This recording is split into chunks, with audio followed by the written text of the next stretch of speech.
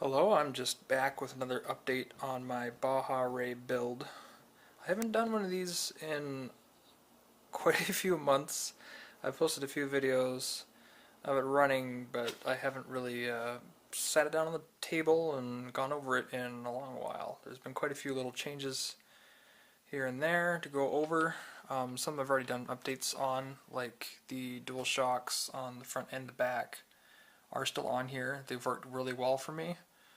With the way I have them set up right now, these are currently running at 35-40, 35 in front, 40 in the back.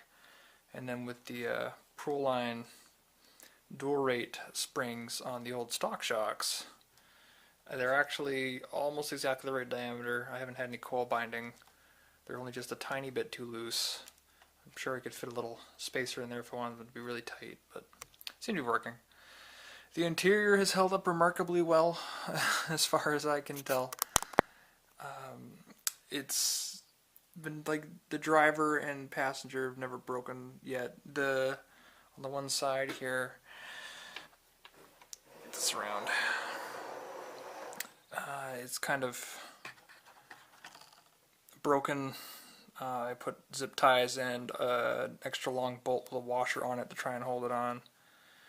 Another thing you can kind of see while I'm over here is that I did make new window nets. These are a little more true to scale window nets. These are just made out of old window screen from like a house. And black duct tape just along the edges to kind of create that reinforced mesh look. And then these side mirrors, which are actually a lot more scale than the old setup I had. The old setup I had would have been from like a street legal car or truck. Not quite what I was going for. They were mounted down here. So I just redid that. I wanted it to look more scale. So these are actually RPM light buckets that you'd find on something like a Slash or what have you. And I just I snipped them off the sprue and I shaved them down a little bit on either side. Kind of ran a screw in from that side going through this plate here. It's not bonded to the roll cage. I kind of wanted to bond it to the roll cage, but I decided to do it to this flexible plastic piece so that when I roll, and this truck will roll, it doesn't put too much stress on it. So this way it has room to kind of mess around. So I kind of had to shave it down and make it a little smaller than the way it came, so it looked more scale, and just used a foil sticker. I had lots of leftover stuff for a foil sticker, so I just put that on there. Looks nice. It's pretty reflective. It's a perfect mirror, but doesn't quite need to be. These side plates on here, these I did it pretty quick. They're just made out of black HDP. I like the stuff.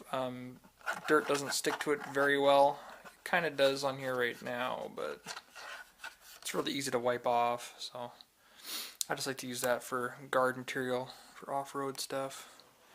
And the front light bar. This is actually a Proline 6-inch curved LED bar. And I just kind of popped open the case. It's sort of two halves as cut horizontally here, and just popped off the back half and shaved the mounting holes on the side down so that it was more flush against the cage. Shaved down the roll cage where it kind of goes here. It used to be a solid bar up here, then all the way along to the back here. So I just had to shave those down so I had space for this light bar to go in on top of it. And then I made a roof plate that has a groove along here that slots into the opening on the back of the light bar, and I just held it in with epoxy. I was a little messy with it, some extra on here, but it looks great. It's very flush to the window line. It's very true to scale for the truck that I'm basing it off of, and I'm very happy with that. Also on the back, I grabbed more scale stuff. Can't have no scale stuff. So we got the dual external batteries on here, an ECX drive shaft from a something. I'm not entirely sure what. I didn't want to use the normal drive shaft because it's a bit big and looks kind of funny, so I used this because it was skinnier, and then just brought it past its maximum extension and used a heat shrink to kind of trick your eye into thinking it's longer than it actually is, because it's not really slotted into the other plastic part right now. I did overextend it. Did some paint work on the back radiators there, so that's nice. Got that silver piece going along the back here to kind of create a more coherent look. The dual external batteries. These fire extinguishers, the dual tire mount on the back here, those have been there for a while. This has held up fine. This was the original piece that I made a long time ago, and it has not shown any signs of giving up yet. And I've taken this thing for a spin. I've shattered a couple stock front bumpers in the process, but this has been fine. It'll just pogo stick off of this for miles. It doesn't seem to care. I'm kind of remarkable. It's made out of ABS plastic with thin joints. I expected it to break at some point, but so far it's been awesome. So, much to my pleasant surprise. The fire extinguisher has been here from the start. I did do a couple things. I got some custom decals printed from MCI, and so I did my own kind of design for the fire extinguishers there with the labels, and actually did the label part itself with the white parts, and then it wraps all the way around and is in the same red as this part is. But the Yeah Racing fire extinguishers are not actually cast in red material, they're painted red. I don't know why they did that, but they did that. So that painted red scratches off somewhat easily.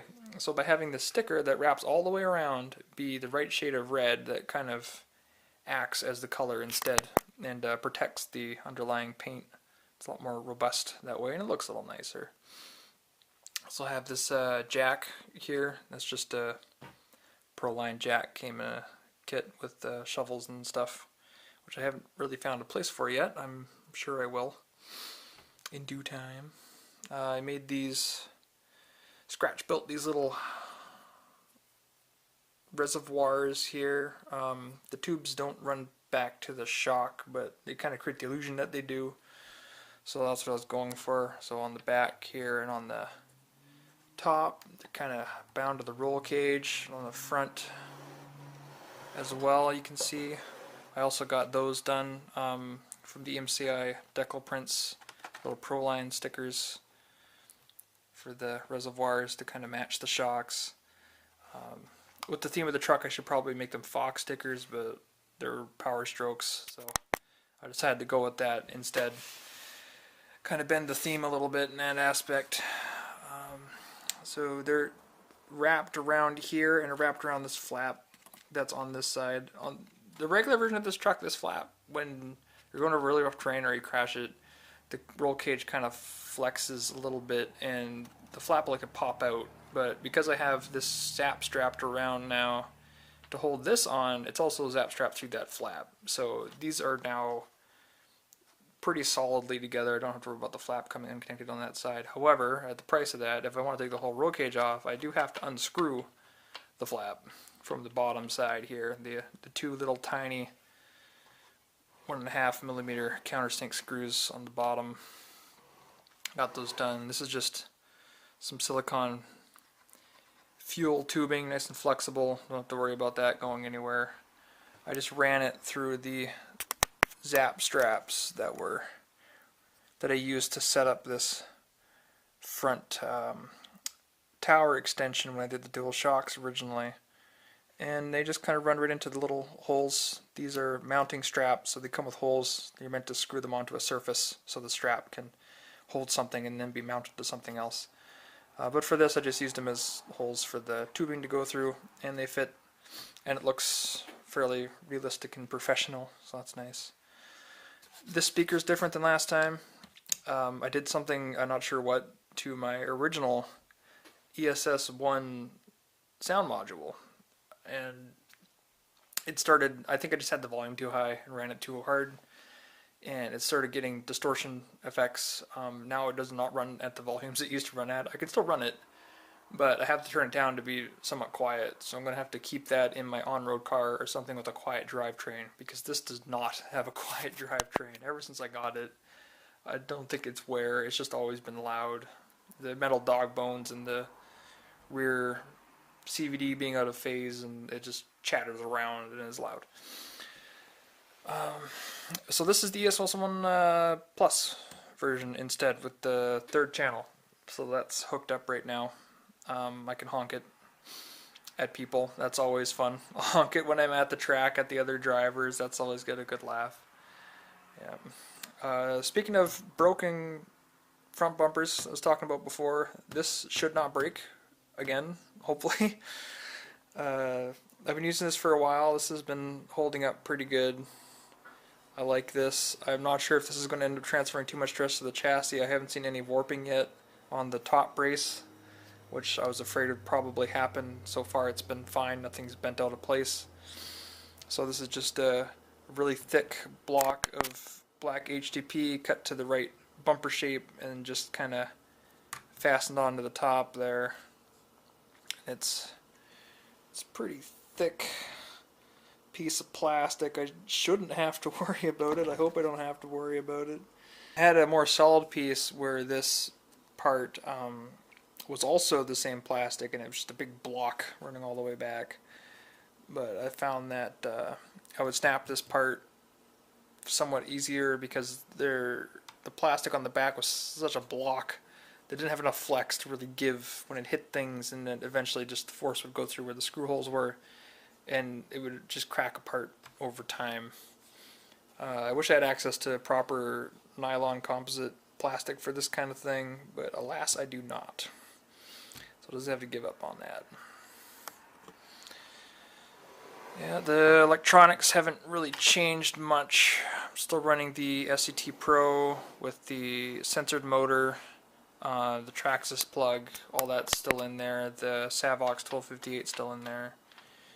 The one thing I did change electronically though is I did add an FPV transmitter, which is kind of in here. It's zap strapped to this panel. You can kind of see in there, it's a transmitter and a DVR. The antenna goes back into the chassis. It's a bit tucked in, but it hasn't seemed to hurt the signal too much at all because it's just fairly thin plastic in the way. It's not enough to really cause significant interference. And that's made me pretty happy so far. The cable that connects to the camera tucked into here. You see it running all the way to the other side here. I just have it tucked in there for now. If I want to get it out, it's easy enough to take out. And I'll just run it to my little camera here, if I can find out where I put him. This is a 700 TVL camera. It's got a little foam brace pad and a big chunk of Velcro up top there. That's because the entire underside of this roof plate, all underneath here, has been lined with Velcro. So this is the soft side, and the spiky side is underneath that roof plate because I find it doesn't get as disturbed by dust. And I'll connect the cable to the back here, and then the camera just kind of plops inside wherever. The problem with this that I've found, at least with this specific camera, is the auto exposure is a full image exposure, so it's not as adjustable as my Ecamm was. It's much smaller, so I do like that I can kind of place it wherever inside of here, but it doesn't have the adjustable exposure that my Ecamm had, and it doesn't seem to have any settings options with it. It didn't come with an OSD cable or anything like that to mess with it, so it just kind of is what it is. And you put it in there inside the cab, and it doesn't like it. The view inside the cab will be okay, but once you try to look out the front or the side windows, it's way too bright. You cannot see where you are going. So instead what I do is I plop it right here. There's another patch of Velcro, and it'll just plop right there, and then I run it right there. and that will let me see out through the front center part of the kind of windshield area, and then I have a very good view of where I'm going. That is fine. I kind of wanted it to be inside the cab though, because I wanted to be able to see the driver moving around, or even put the camera right where the driver's head is, so that it feels a lot more first-person view-y than this is. But functionally, it's been fine. I tried it at the track the other day with the people that were there, running it purely FPV. That was an adventure. It was very difficult. I was understeering into the corners and hitting the sidewalls a few times. Visibility is not the best from that perspective, but it does function, so that made me happy. It held on fine actually, even with only just the one Velcro point up top. It seemed to hold up okay. It didn't pop off until I had a serious crash where I snapped a bumper, not this one, but an old one. Going off a tabletop at a weird angle, I just lawn darted it into the face of the other jump at full speed. It was not very pretty. I was cartwheeling a little bit, and that it didn't actually come off all the way. It just partially unvelcroed, and I was kind of seeing everything tilted. So I've been happy with that. That's worked for me. For that setup, what I've done on my transmitter is I made a little brace. Screws on here. I don't have FPV goggles, but I do have a screen. So I have a brace here. Just rubber band holds the screen together. Pop that open. You can use this. Of course, with the screen there, it's actually offset enough that it doesn't get in the way of my hand when it's fastened on. I can still use the remote normally with it all the way down. If I had really chubby hands, I'm sure that would be a problem, but it's not a problem with me. Get this screwed on. Has little notches to adjust it. There you go. So that's how I'm piloting it when I'm piloting it FPV mode. It's a little hokey, I guess, in some ways, but the screen will show up here.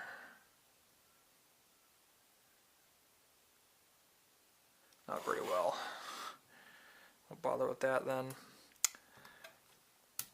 Yep, so this is just a Spectrum viewing screen, 5.8 gigahertz with the omnidirectional antenna. There's an omnidirectional antenna on here and inside the truck. I'm sure it's actually less important on this truck than it would be in, say, an airplane, where you're going to be tilting and barrel rolling and doing whatever, or a quadcopter for the same reason.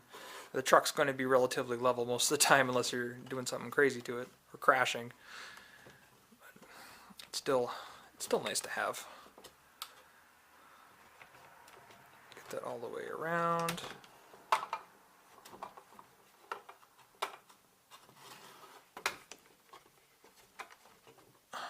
There we go.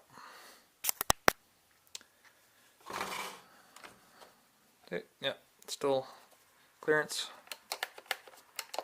Does add a bit of weight to it. If I want to take it off, there's just these bolts right here. These are actually where the stock screws go, and you have this little opening. I ran the bolt right through that. It's just a bolt that's the right diameter of the opening for the original screw. I just ran it through there, and it's very secure. I won't be able to pull that out. I could drop it and chuck it across the lawn out of sheer rage, and it should probably stay on. So yeah, it's just a simple brace with the hole in the top for a screw. It seems to work. Yeah, my trusty 03PL. I don't think they make these anymore. I think they moved on to a new version of the fast transmitters. I have a couple more things I could top off here that are new for the build, other than the dirt. I'm going to be probably running it tomorrow anyway, so I didn't really bother cleaning it up too much. Gets looked nice and worn. I got these babies in a little while ago. You would have seen that in the previous video. These are Proline F11 rims in the 0 offset, or whatever you want to call it, SCTE offset, ProTrack offset. They call it a few different things, but it's just 0 offset because there's no offset. It's just right up against the face of the rims kind of surface there. These are the orange STRC rings. They're very nice. They've held up. They've not really scratched noticeably. I've had these for a long time actually. I used to run these on a different truck that I don't run too much anymore. And they work. I actually think they work better than the stock red ones that Proline gives you by a fair margin. They seem to, it's just the flat nature of them gives them more surface area to really grab the bead. And these tires, whichever it is grabbing, are the RC 4-wheel drive Baja Claw TTC tires, the SC version. And they're really nice. They kind of work a little bit like a monster truck tire. They have that same kind of V pattern to the tread. The tread is fairly deep. These have worn reasonably well. They're starting to lose a bit of tread compared to when I first got them, but it's not too bad. These have held up really well. The thing I complain is that the material is a bit, I want to say thin. Yeah, if you look over here, the material's pretty flimsy. I actually have a chunk right there, torn right out. Yeah, that's just, it's gone. That's no more. I need to get a replacement for this tire, I think. I'm not sure if I might be able to actually reglue it from the inside. Just a little bit of shoe goo and effort just to make sure that's sealed so stuff doesn't get inside the tire. So far it hasn't been too bad. Surprisingly, I expected a lot more dirt to be inside of here, but it doesn't feel too bad. But yeah, the sidewall's just thin. The tread part's fine, as the sidewall's thin, which usually isn't a problem. It's actually okay for letting a tire, especially a really wide one, conform well when you're. But in my case, it does not stand up very well to running full speed across the lawn and then hitching a yard sprinkler very well, especially a stainless steel flicker sprinkler from the side. It decided to take a chunk of the tire with it here and tore a nice piece. So, oh well. And this is very recent, is the axle housing. I got rid of the old plastic bearing shredder extraordinaire and got this new guy in, which is the Vanquish version of the axle. Let's kind of see, flip it over here.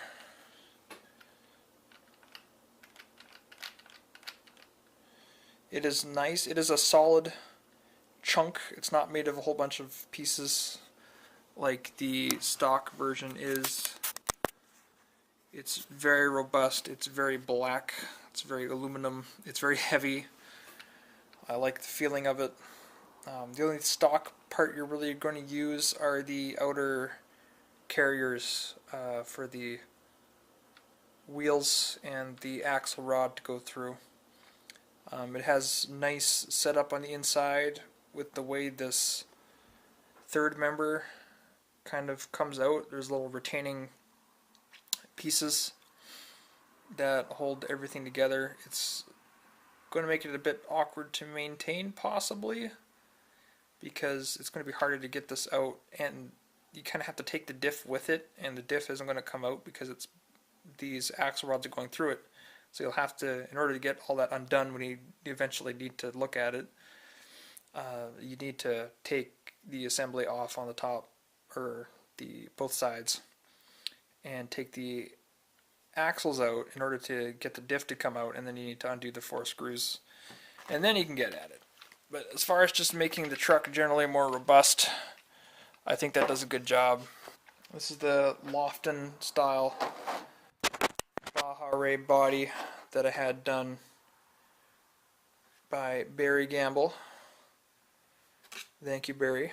Did a very good job on this. He did it.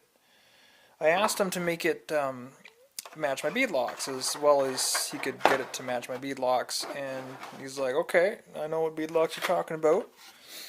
And what he did was he actually mixed, when he was airbrushing this, he actually mixed a really nice kind of metallic orange. It looks really striking, especially next to the bead locks and the light hits it. The sheen matches very well, and it looks really cool. I really like the look of that.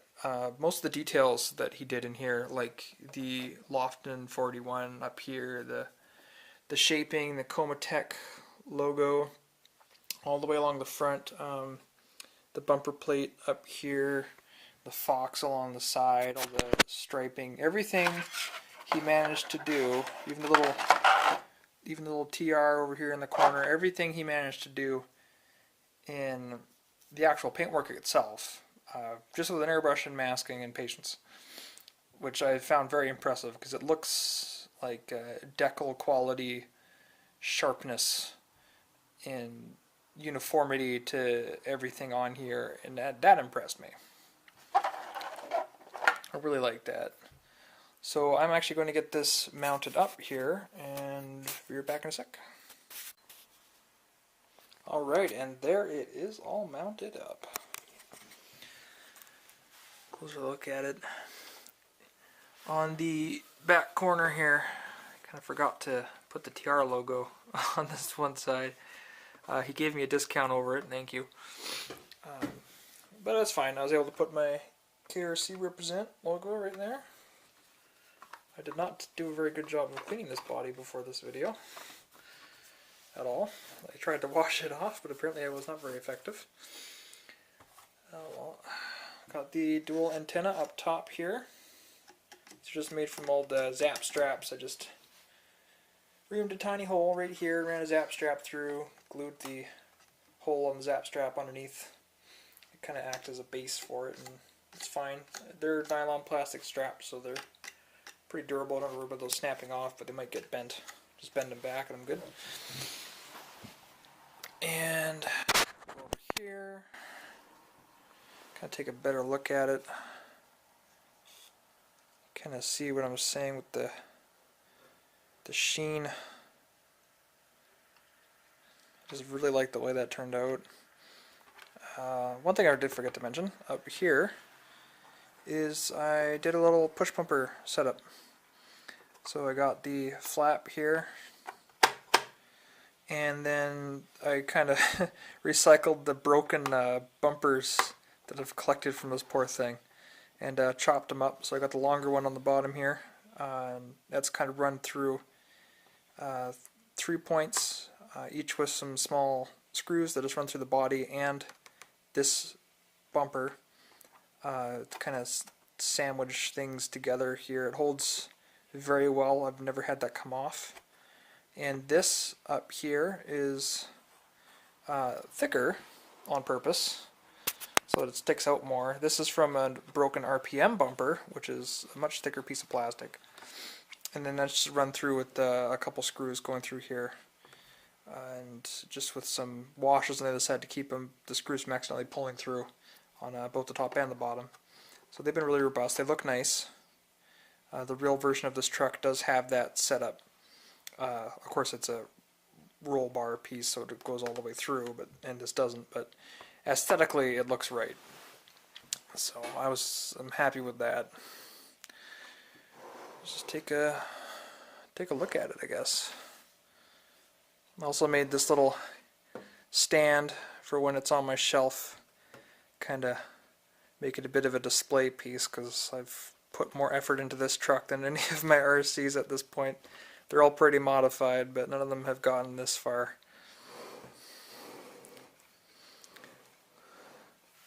See back here, I also screwed on these number plates.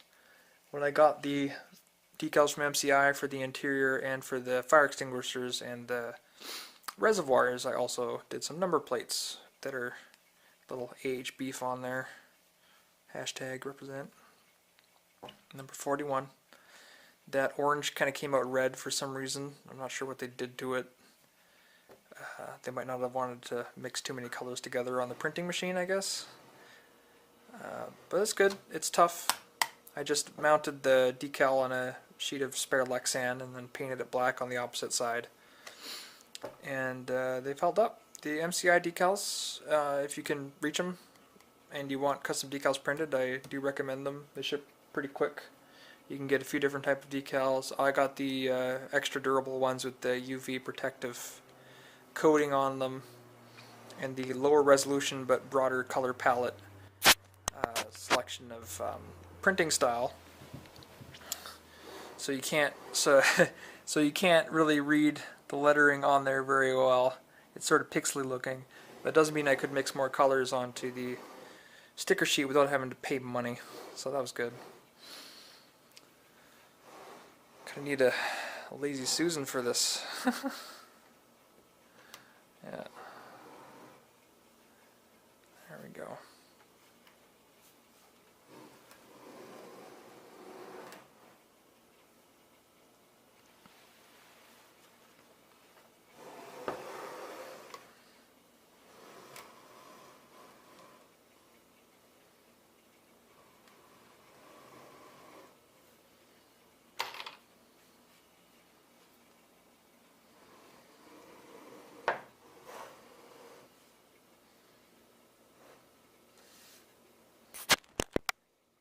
Yeah. So it's nice. I'm so happy with the way this is turning out. I'm sort of running out of things to do on it. I'm not really sure what I can do now. I guess I could... My problem now is real estate, because there's so much of a tentacle monster inside of this truck for all the different electronics and switches. I'm running like 3 different voltage conversions inside, one direct from the battery, and then the external BEC, and then the internal BEC on the speed controller, and the Castle one, and there's this wiring going everywhere for all the different gimmicks that are happening. The FPV module takes up that one side where the battery is now. This side I want to keep open so that the motor gets airflow. That's where the fans are on it. And I don't really have any real estate to do anything else with it, I don't think. I think this is just kind of the way it's made now. This is just the way it's going to be. Unless I can think of... The only thing I can really do is... Yeah, the rims, I guess, could be more scale. Like, these aren't quite true to life. The true to life would be more like a set of 2.2 crawler kind of bead locks. And maybe a BF Goodrich Baja TA style tire would probably be more true to life. But that would, I'm not sure how to get that offset to work right. It would be fine on the back, but the front end has really meaty hubs on it that like just barely clear the inside 3.0 diameter of the tire. So I'm not really sure how I would do that without it bumping into the body, and I don't want to do that. The body's already starting to lose a little bit of paint on the inside just from all the dirt and gravel and stuff that I've run through, gradually sort of abrasing it, unfortunately. Well, yeah, I hope you've enjoyed this video. I've kind of concluded the build at this point. Not really anything else to work on, except for fixing some things and thinking of new rims, except these have been fine. They look fine. The only way you're going to notice these are a little off is by looking from the inside diameter, and you're not going to see that most of the time anyway. Yeah. Hopefully this inspires you to do your own mod work. This project's been going on for basically a year now, just plinking at it here and there, thinking of different things to do to it. It drives much better than it has any right to drive. It should be an absolute disaster, but I can keep up fine with the guys on the track with it. Not so much the competitive 4x4 guys, but with the casual guys, it handles fine. It's at least handling better than a Slash stock version, and it shouldn't handle that well. I've got so much stuff in it. It weighs 1 billion pounds. Close to 10 pounds actually with the battery in it. I should be more specific. I got all this electronic stuff in here, and the full cab and all this stuff up top, and the things in the back, and the center of gravity is all over the place. It should be a disaster, but it isn't. It handles fine. It's great. It's planted. It'll roll over some of the time, but not to the extent that it is undrivable at all. It's a perfect joy for me. I like this rig. I bring it around with me, and hopefully I'll find time soon to do some more filming with it and get some more videos out. Yeah, and thank you for watching this overly long video. Ta-da for now.